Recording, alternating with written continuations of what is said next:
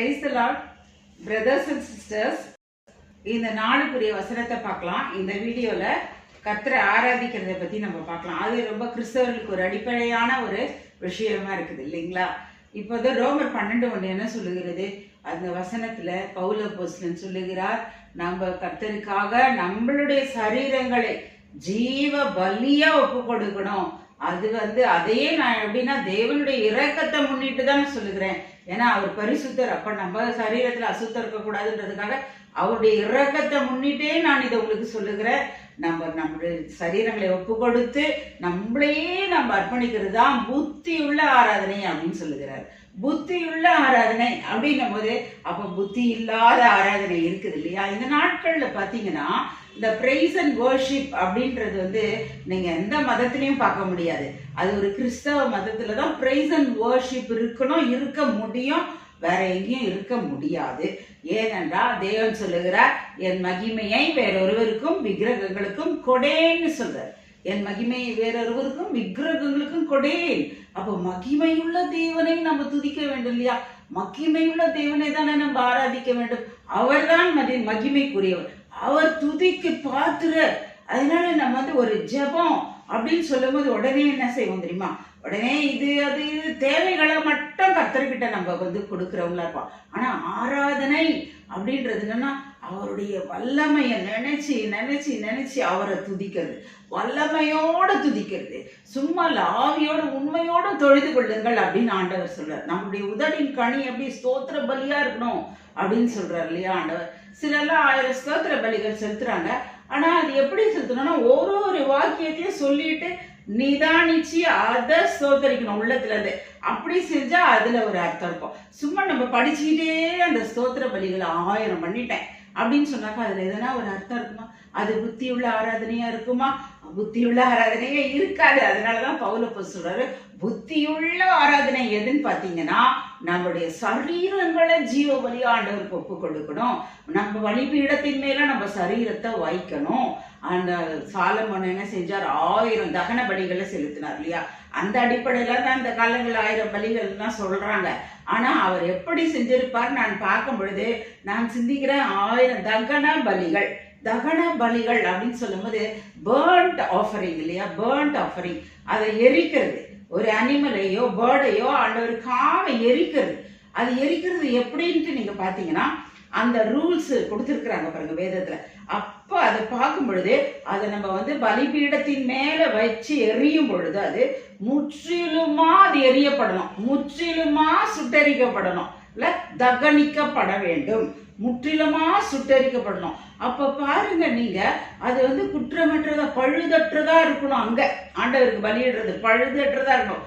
நம்ம கிறிஸ்துவின் காலத்துல இருக்கிறதுனால நம்ம பழுதானவங்க தான். ஆனா ஆண்டவருடைய பலிபீடத்துல வரும் பொழுது ஆண்டவர் நம்மளுடைய வேண்டாத குணங்கள், சரீரத்தின் அசூசிகளை சுட்டரிக்கிற தேவனா காணப்படுகிறார். அது பாருங்களேன், சாலமோன் என்ன 1000 பலிகளை செலுத்தி இருக்கிறார். அப்ப அவருக்குள்ள பொறுமையை பாருங்களேன். ஒரு அனிமல் எரிஞ்சு முடிகிற வரைக்கும் அடுத்த அனிமல் அவருடைய பக்தியை பார்த்துட்டு ஆண்டவர் கனவுல மன விருப்பத்தை என்னன்னு கேட்டு ஞானத்தை கொடுக்கிறாருன்றதெல்லாம் நம்ம அறிஞ்சதுதான் இல்ல. அந்த பேஸ்ல இப்ப எல்லாரும் என்ன செய்யறாங்கன்னா இது நம்ம ஒரு இதுவா எடுத்துக்கலாம், எச்சரிக்கை அப்படிலாம் செய்யக்கூடாது. உதட்டளவுல ஆண்டவரை துதிக்கும் பொழுது அந்த துதி எப்படி போகும்? போகாது, ஆண்டவருடைய ஸ்தலத்துக்கு போகாது. அவர் உண்மையோடு உத்தமமோடு ஆவியோடு நொறுமுண்ட இருதயத்தோடு நம்மளை பலிபீடத்தின் மேல நம்மளை நாமே கடத்தி ஜெபிப்போமானால் அப்பா நமக்குள்ளாக இருக்கிற ஆவியானவர் நம்மளுடைய குறைகளை எல்லாவற்றையும் தெரியப்படுத்துவார். அப்ப அதை நம்ம ஒவ்வொன்றா ஆண்டவரிடத்துல அறிக்கைட்டு எரிக்கிறோம் பார்த்தீங்களா? அதுதான் புத்தி உள்ள ஆராதனை. கர்த்தருடைய வார்த்தையின்படி வாழறதே, அதாவது not dancing and praising, singing songs is the worship, living according to the word of God is the praise ன்னு ஒருத்தர் சொல்றாரு. எவ்வளவு அழகு இல்லது! ஆண்டவரை பிரைஸ் பண்றது என்ன? அது அவருடைய வார்த்தையின்படி வாழணும். வார்த்தை என்ன சொல்றது பாருங்க. புத்தி உள்ள ஆராதனை என்ன? தேடி பார்ப்போம். நம்மளுக்குள்ள குறைகள் இருக்குதா? எல்லாரும் குறை உள்ளவங்க தான், யாருமே ரொம்ப நிறைவானவங்க நம்ம சொல்லவே முடியாதுல்ல.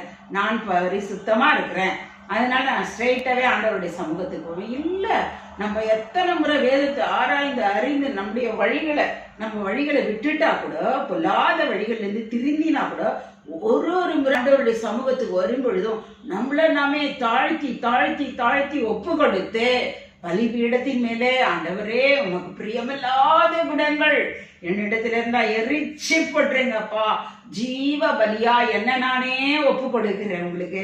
நீர் உன்னதர், நீங்க உங்களை ஒப்பு கொடுத்தீங்களேப்பா, பழுதற்ற ஆட்டுக்குட்டி நீங்க ஒப்பு கொடுத்தீங்களே, நான் உங்களோட வந்து வாழ வேண்டாமா? என்ன நான் ஒப்பு கொடுக்கிறேன்? என்னிலே இருக்கும் பாவங்கள் எல்லாம், நம்ம சொல்றது குடிக்கிறது வெறிக்கிறது இது மட்டும் பாவம் நம்ம நினைக்காதபடிக்கு, ஒரு நாள் அன்றாட நம்ம மற்றவர்களை துக்கப்படுத்துறது, ஒரு சடனா போய் பேசிடுறது, தப்பிச்சுக்கிறதுக்காக சில வழிகளை மேற்கொள்றது, சாத்தானுக்குரிய காரியங்களை நம்மள அறியாமலே செய்யறோம். ஆனா நம்ம என்ன திரும்ப நினைக்கிறோம், நம்ம ஆண்டவரோட பிள்ளைங்க அப்படின்னு. இல்ல, நம்ம ஆவிக்குள்ள நிதானிக்கும் பொழுது நம்மளே ஆண்டவர் ஜீவபலியா ஒப்பு கொடுக்கிற ஒரு தூய உள்ளத்தை ஆண்டவர் தருவார். இதுதான் புத்தி உள்ள ஆராதனை, இதுதான் புத்தி உள்ள ஆராதனை. கர்த்தருடைய வசனங்களுக்கு கீழ்ப்படியும் போது அது புத்தியுள்ள ஆராதனையா இருக்கும். அதனால நம்ம வேதத்தை படிக்கும் பொழுது ரொம்ப ஆழமா படிச்சு இந்த நாள்ல இருந்து சபைகள்ல போய் நம்ம வர்ஷிப் பண்ணும் பொழுது, ஆண்டவரே அந்த வார்த்தைக்கு ஏற்ற மாதிரி உணர்ந்து உணர்ந்து உணர்ந்து பாடி, ஆண்டவரே இந்த நாள்ல என்னை சுத்திகரியும்பா, உம்முடைய ஒரு ராஜ்யத்துக்கு ஏற்ற மாதிரி என்னை பலப்படுத்துங்க, சுத்தப்படுத்துங்க, பரிசுத்தப்படுத்துங்க, அப்பதானே நான் உம்முடைய முகத்தை தரிசிக்க முடியும் அப்படின்னு சொல்லி நம்மளை நொறுக்கி ஆண்டவர்கிட்ட ஒப்பு கொடுத்து ஜெபிப்போமானால், அந்த மாதிரி ஒரு சர்வாங்க தகன பலியா நம்மளுடைய சரீரத்தை ஆண்டவருக்கு ஒப்பு கொடுப்போமானால் அதுதான் புத்தியுள்ள ஆராதனை. பவுல் அப்போஸ்தலன் சொல்லுகிறது போல கொஞ்சம் நம்ம நிதானித்து இந்த நாட்கள்ல நம்மை நாமே ஒப்பு கொடுத்து கர்த்தருக்காக ஜீவிப்போம். பிரைஸ் அண்ட் வர்ஷிப், பிரைஸ் பண்றது அதுதான் நித்தியத்துல நடக்க போகுது. ஒரு நிமிஷம் கூட ஆண்டவர் பிரைஸ் இல்லாம இருக்க முடியாது. தூதர்கள் துதித்து கொண்டிருக்கிறாங்க. துதிகளின் மத்தியிலே வாசம் செய்கிற தேவன், 4 ஜீவன்கள் 24 மூப்பர்கள் துதித்து கொண்டிருக்கிறார்கள். அப்ப நம்ம இங்க துதிக்கும் போது எவ்வளவு பயபக்தியோட துதிக்கணும். இந்த நாள்ல சரீரத்தை ஒடுக்கோ, ஆண்டவரை நோக்கி பார்த்து அவரை துதிப்போம். அவர் ஒருவரே துதிக்கு பாத்திரர். கர்த்தர் திரியேக தேவன் ஒருவரே துதிக்கு பாத்திரர். பிதா குமாரன் பரிசுத்த ஆவியானவருக்கே மேன்மையும் மகத்துவம் உண்டாவதாக. இந்த வீடியோ செய்தியை கேட்ட உங்க அனைவரையும் கர்த்தர் ஆசீர்வதிப்பாராக. ஆமென்.